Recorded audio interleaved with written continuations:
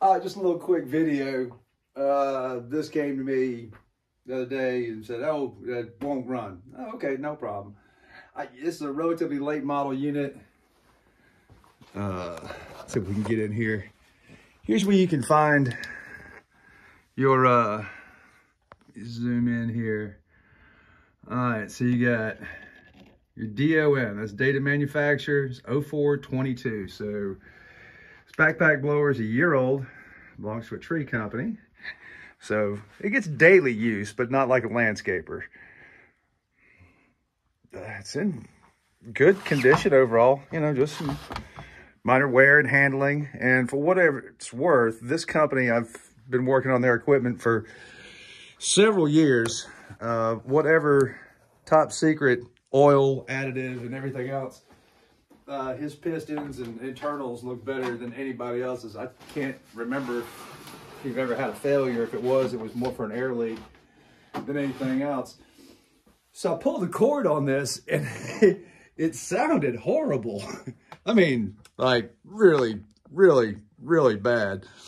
So I'm just gonna slowly spin this over.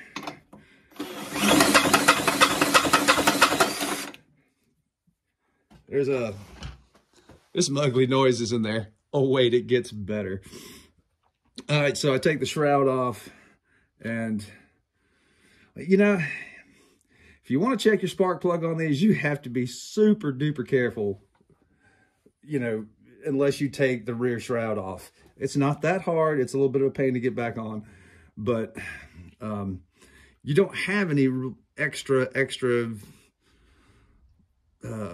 high tension lead. So when you pull this off, it's very easy to pull these out. I mean, that can be fixed. It's just, well, anyway, that's not the biggest problem we have today. So, you know, you can't really pull the muffler on this because all you see is an exhaust valve. So I pulled the valve cover off to take a look and see what's inside here.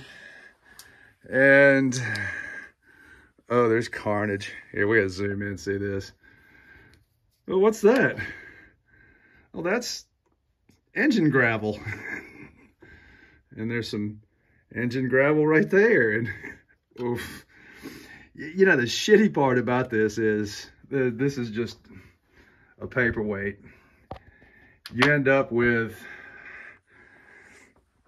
so if you want to rebuild this engine, it's pain. You can do it. It's, you know, takes a little bit of skill level.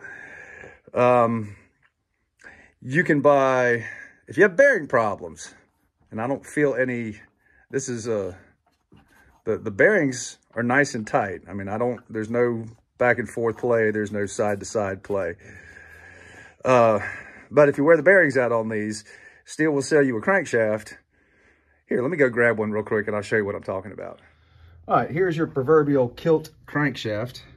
If you'll notice, it's got some pretty heavy-duty discoloring.